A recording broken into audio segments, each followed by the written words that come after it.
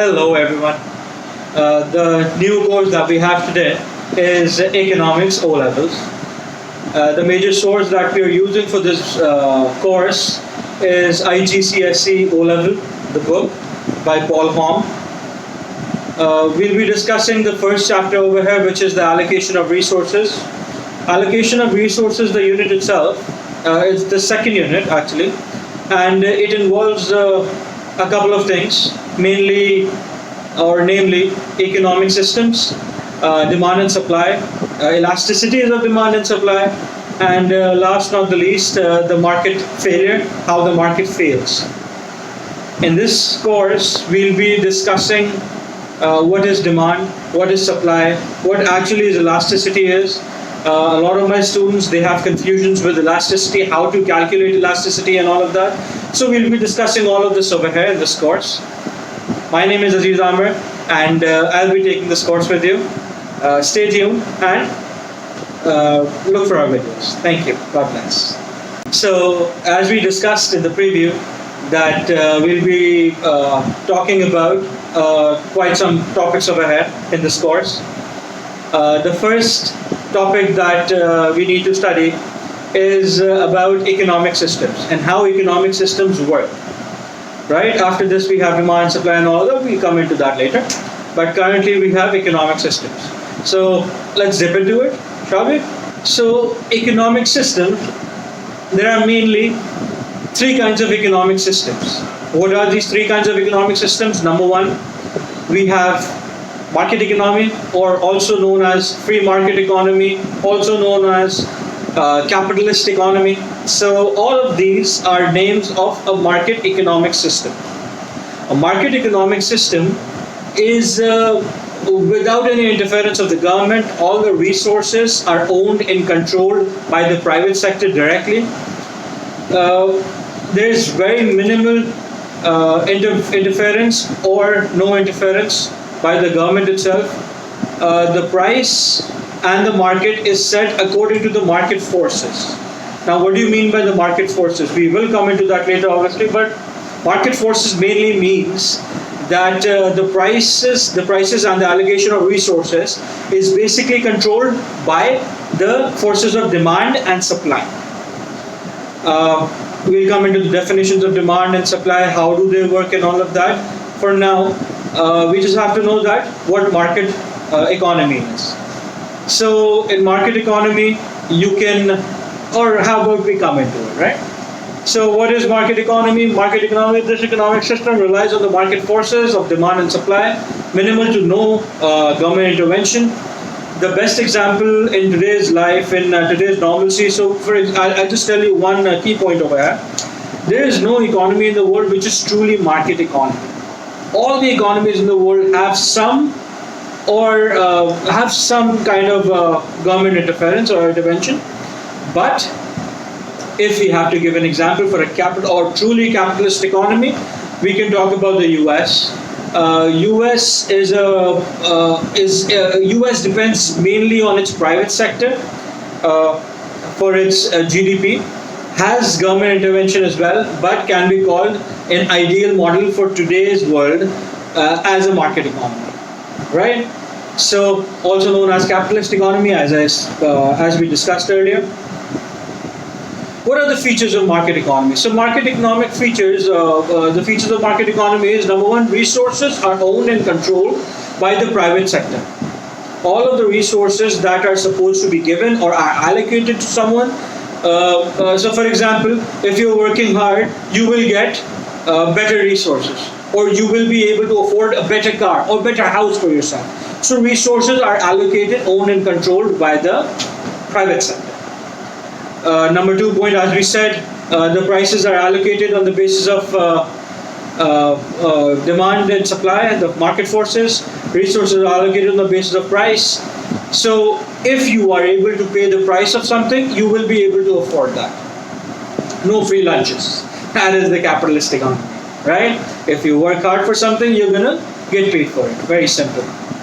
Number third point that we have is financial incentives allocate scarce resources. So if you have some scarce resources, I'll give you an example. So if you have, like, let's say diamond is scarce, or let's say gold is scarce. If you have the price, if you have the money to pay for that, that is when you will be able to afford those commodities. So scarce resources, if there are any, if you pay a price for it, you'll be given that, or you'll be allocated those resources. That's number 3. Number 4, competition creates choices and opportunities. So in market economy, in private sector controlled business, what happens is there is a lot of competition going on, right? Everyone is in a race to do better, to satisfy their customers better. When they do that, obviously they're going to get paid for it. If you have a better product than your competitors, obviously the customers will buy your product. If they buy your product, you will have more profits, you will gain more revenues. So competition is very tough in market economy. Everyone is looking to buy a better product, and all the companies, all the firms are trying to, for the private sector, they're trying to make better product. They're trying to use technology as much as possible. They're spending more and more on the R&D. So because of all of this, you have a better choice of what product you should buy, number 1. And number 2, for the firms, there is a better opportunity. If your product is good, if your technology is good, then you have better opportunity to make good revenue. So that is for the features of market economy. Next, we come on to the advantages of market system or market economy. What are the advantages? So like all the economic systems, we have advantages, disadvantages. For market economy, we have efficiency. As we said that there is a lot of competition. When there is competition, people will try to make better products in as less of a time as possible, because obviously the product is supposed to be in the market. If your competition succeeds in bringing in a new product, then you will be just wavered off. You will be gone, right? So efficiency is a lot. A lot of people have, all the firms have a lot of competition, because of which they need to constantly do their technological updates and do constant R&D. R&D, by the way, I've said it before as well. R&D is research and development. So they have to research for new technological points. They have to research for new products or new manufacturing techniques. So they have to come up with that. Number 2 is freedom. Freedom is very important. In private sector, what do you mean by freedom is that you have the freedom to bring whatever you want and to bring whatever you want and to sell whatever you want without any government intervention. No government entity will, or very minimal government intervention. So government will not tell you what to sell, what not to sell. This can be a disadvantage as well. It will come in that, I think, as well. But sometimes what happens is there is a demerit good. By demerit good, I mean a good that is not good for a product which is not good for the society. So that can also be bought. If somebody has the money to pay for it, why not? People are going to buy it.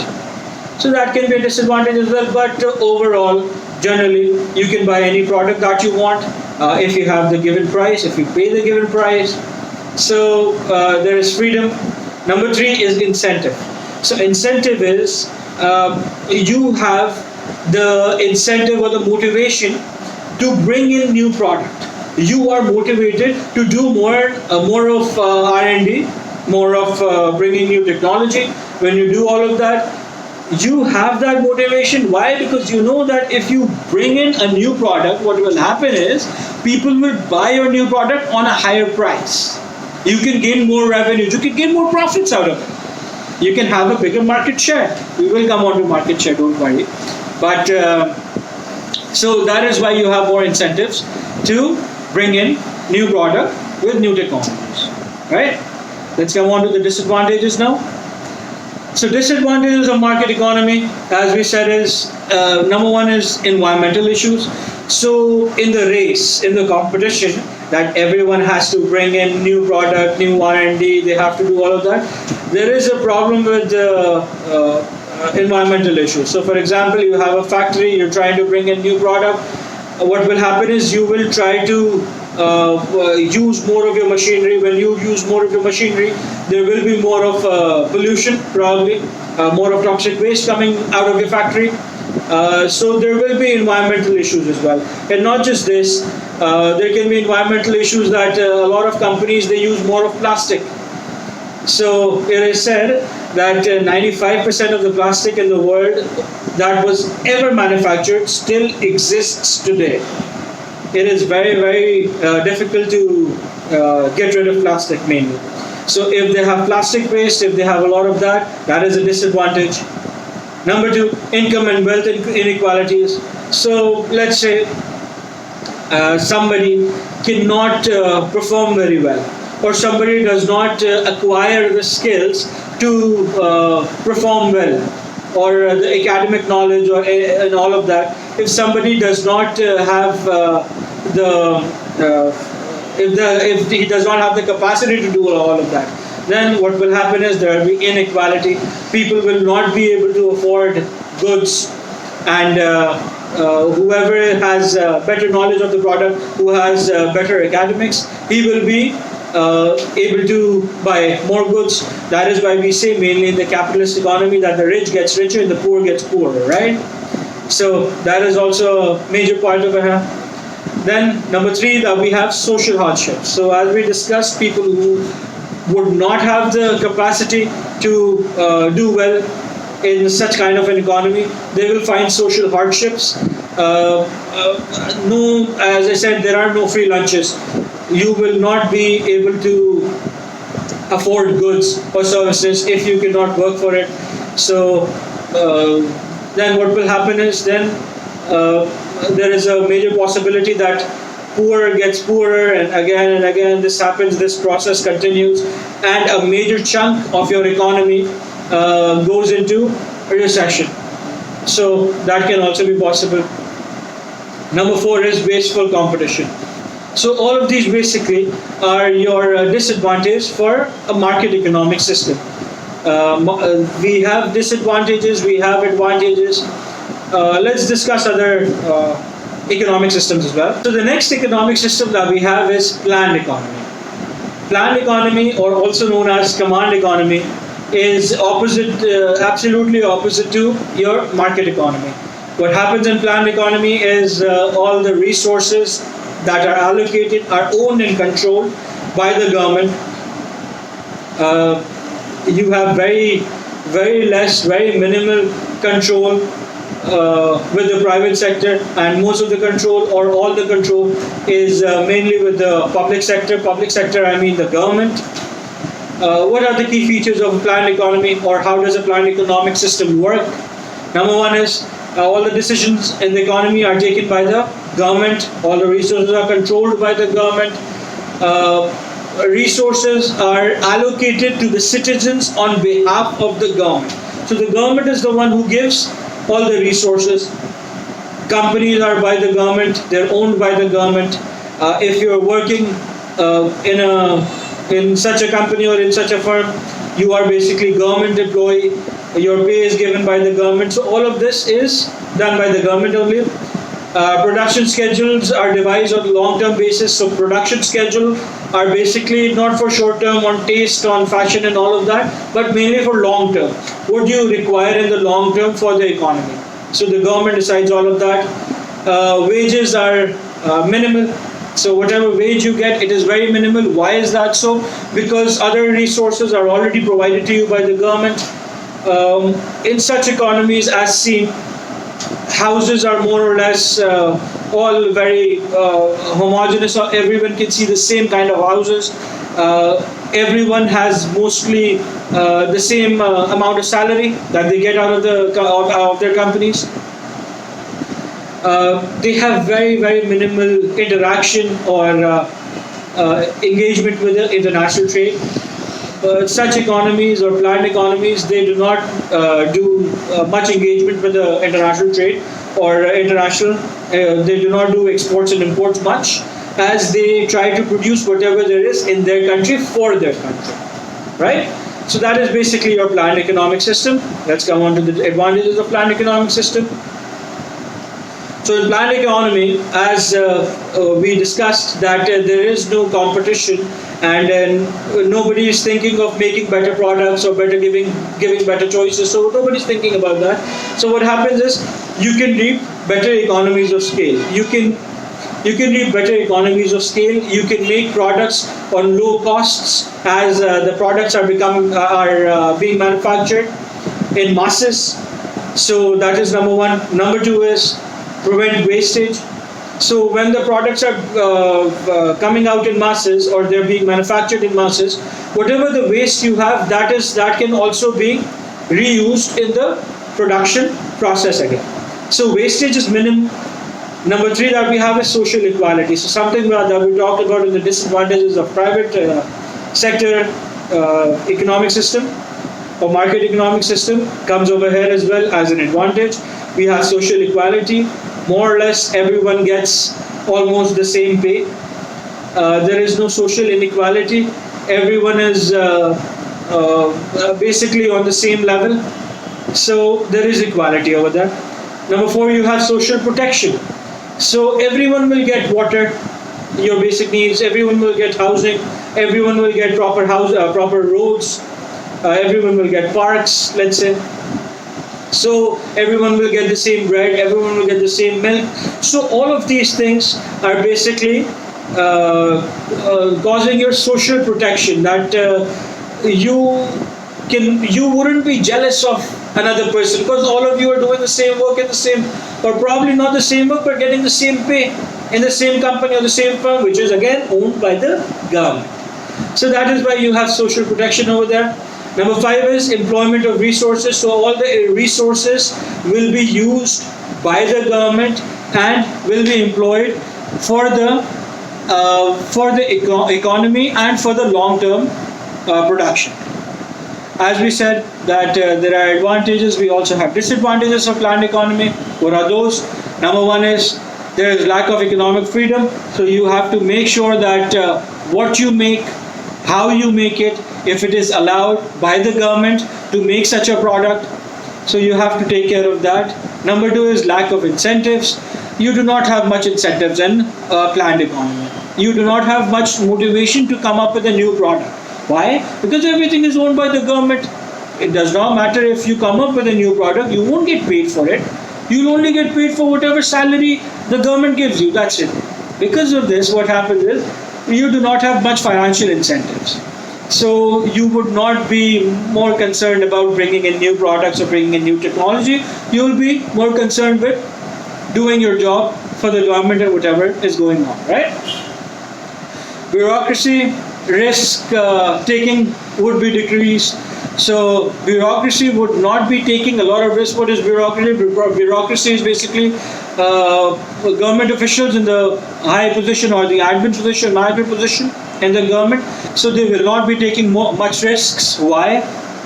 Is because even if they take risks, it won't be of any use. And obviously they'll be thinking that this is not our product, this is the government's product. Listen, let's be frank. In a market economic system, if somebody has his own business, he would think and he would like to take risks for his own company. But if the company is not yours, why would you take risk, or why would you risk your own income and your own job? You'll be like, all right, fine, I'll do whatever the government tells me to, right? So these are all advantages and disadvantages of your market economic, so for your planned economic system. Sorry, the examples for planned economy or planned economic system is planned economy or planned economic system is majorly North Korea. Everything is decided by the government. Everything is given by the government. I also read that there are 3 kinds of hairstyle for men and 5 kind of hairstyles for women that you can apply, and that is all. That is it. That's all the choice that you get. A lot of websites I've also heard are not allowed, but in any case, we're not here to discuss that. We're just here to discuss about planned economic system, right? The third kind that you have is mixed economy. We will discuss very briefly on mixed economy. So mixed economy is basically where planned and market economy coming together. So some firms are owned by the private sector, some firms are owned by the government sector, mainly the policy making and what is allowed, what is not allowed, how much is the tariff and everything. That is decided by the government, and how to produce, what to produce and for whom to produce, that is decided by the private sector or the private individuals, firms. Right? So these basically are the three kinds of market economic systems. The next thing that we come on to is product. So what is a product? So if I ask, I used to ask my students what is a product, they used to tell me the chair is a product, the table is a product, the board is a product, lights are the product, your cell phone is a product. It's not it. Product is not just the physical goods that you can touch. In product, the definition of product also includes services. So any kind of goods or services. So for example, teaching, if I'm teaching you right now, it's my product. If your doctor is telling you to take these medicines, that's his consultation, that's also his product. Your lawyer is telling you to do certain things legally, that's his product. So any kind of good or service is basically a product. I really needed to fix this misconception. There is a very big misconception between, especially with my students, there is a very big misconception. That is that what is the difference between a customer and a consumer? Are they both the same? Really? So a customer can be a consumer can be a customer, but it is not always like this. So for example, I'll give you an example. A mother can be a customer for milk, baby milk, right? But the consumer in this case is the baby. He's actually consuming it. The customer is the mother, the consumer is the baby. The customer is not always the consumer. A consumer may not always be the customer. What are the reasons behind this relationship?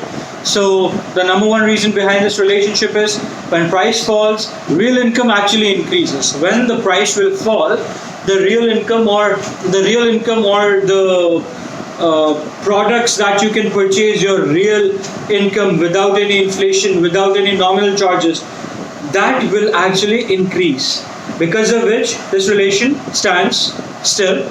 Number two is price falls, more customers will be able to buy the product. If the price will fall, there will be more customers who will come and buy the product. Whoever the customers who are not previously able to buy the product, even them, they will also be able to buy the product now. So that is why this relationship is between price and quantity demanded.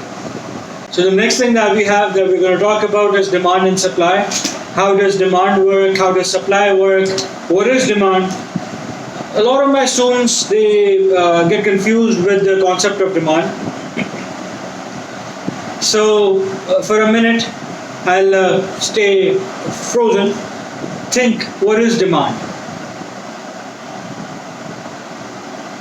Let's move on. So what demand is the willingness and ability to buy a product. So any product that you are willing to buy and you have the ability to buy. Not just the willing to buy, I want to go buy a Lamborghini right now. I cannot buy a Lamborghini right now because I cannot afford it. Then Lamborghini is not my demand. My demand can probably be, iPhone X or iPhone 11 Pro. That can be my demand because I can afford it, alhamdulillah. And if I am willing to buy it, I'm not willing to buy it. But if I'm willing to buy it and I can afford it, then that's probably my demand. So demand is very important. This definition you'll find in every single book in the world. It is the willingness and ability to buy the product. There should be two things. Okay, so the next thing that we have is we're talking about the demand curves. So amazingly important to understand the demand curves, get well versed with them. So let's get on with it, shall we? The demand curve is more or less always a downward sloping curve. It is a downward sloping curve, and you'll just know why it is a downward sloping curve in a few minutes. So what is happening in this demand curve is that at given price P1, the quantity demanded for a product is Q1. But if you decrease the price from P1 to P2, the quantity demanded for that product increases. So the quantity demanded increases with the price decrease. So hence it is seen that price falls from P1 to P2, quantity demanded increases from Q1 to Q2. So this is basically a very normal demand curve of yours. We will get into shifts and movements along the curve as well. Now here are the determinants of the demand curve. What are the determinants of the demand curve? I'll make a graph over here as well so we'll know. So what are the determinants of the demand curve? The determinants of the demand curve are fashion, taste. So because of fashion and taste, so first we'll get into the demand curve. So for example, this is your very normal downward sloping curve, right? The demand curve can shift here and here. So for example, this is D naught, this is D1, and this is D2. This is QTY. This is price. Always remember y-axis will be either price, either income, any measure from money and money-wise, so that is basically your y-axis. Unit-wise, your measure will always be your x-axis in economics. So the demand from D0 to D1, the demand curve has shifted towards the right. And the shift from D0 to D2, the demand curve has shifted towards the left. What is happening over here? I'll tell you in just a moment. So all of these determinants that you see, fashions and taste. So if fashion and taste changes, let's say we remember some years ago there was a fashion for fidget spinners. Remember, I also got a fidget spinner actually. For myself, it was said to be a stress reliever. So apparently, what happened was that the demand for those fidget spinners, they increased drastically around the world, right? When that happened, your demand curve went from D0 to D1, shifted towards the right. So if that happens, it's going to shift. If the fashion or taste for something goes down and it goes obsolete now, then what will happen? Your demand curve will shift from D0 to D2, and the demand curve will go towards the left. If the income changes, this will happen. If somebody's income has increased, demand curve will shift towards the right. If substitutes and complements are there, so for example, if there are a lot of substitutes for your product, your demand curve will go towards the left. If there are substitutes and a lot of substitutes for your product, your demand curve will go towards the left. If the complements for your product has increased, your demand curve will go towards the right, because now there are a lot of complements for your product will be in more demand now, right? So for example, I'll give you an example for a complement. A complement is, let's say, petrol in car. If the car prices, if a petrol run car price has decreased, the demand for petrol will increase. The demand for those cars will also increase. Do you understand? If the petrol run car prices have increased, the demand for your substitute product will also increase. You understand? So for substitutes and complements, quantity demanded for substitutes will increase if price of your product increases, right? So this is how it goes for substitutes and complements. Then the next thing that we have is advertising. If you have a very big advertising budget, a very big marketing budget, if you advertise your product to the masses, then your demand curve will go towards the right, or D1. If you do not market your product, on the other hand, if you do not have any advertising budget, your demand curve will go towards the left, because now your product is not going to the masses, it's not going to the public, because of which the demand curve will shift. Last sorry, second last that you have is government policy. So if there is a new government policy which says that I don't know, leather is no more allowed, let's say for example, or there was a policy that imported goods have very heavy duty on them, or a very heavy taxes. So if that happens, what will happen is, if your product has taxes, the demand for your product will go down as prices increases. Remember we read in the law of demand. And if the taxes are implemented on a substitute product of yours, then the demand for your product will automatically increase. As their price has increased now, so everyone will switch to your product. So that's what happens in government. There are other government policies as well. We'll come into government policies in the later courses, in the later lectures. Then finally you have economy. So if the economy is doing good, you get a new natural resource. So for example, you get a natural resource. My house, my place over here, we discover oil from here. What will happen is, automatically the price or the demand for my house or my apartment will increase automatically. Exactly the same way we had some months back, a few months back, there was a speculation that oil is being found in Pakistan, in the ports of Karachi and everywhere. So when that happened, automatically a lot of people were looking towards Pakistan as an investment hub. If we should invest over here, now they have oil and all of that. But then when there were only rumors or nothing substantial happened, then everyone obviously calmed themselves down. So this is how the economy works as well. If the economy is doing good, your demand will go towards D1, towards the right. If your economy is not doing very well, it's facing inflation, it's facing unemployment, then your demand will always go towards the left, towards D2. Right? Everyone thinks that if price changes, the demand curve will also change. So if price of a product increases or decreases, what will happen? Will there be a shift in the demand curve? No, there will not be a shift in the demand curve. If the price changes from P1 to P2, the quantity demanded will change from Q1 to Q2. Right? So basically what I'm trying to say is, if the price changes from P0 to P2, then there will be a movement along the curve. If there is a price change from P0 to P1, there will be a movement along the curve, not a shift.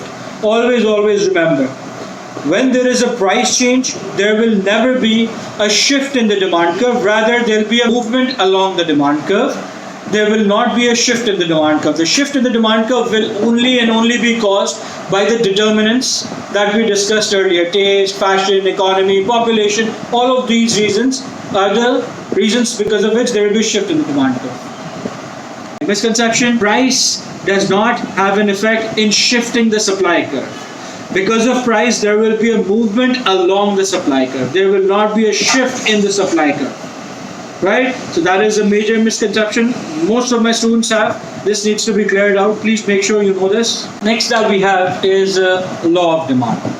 So what is law of demand? Law of demand states that when the price of a product will go up, the quantity demanded of that product will come down.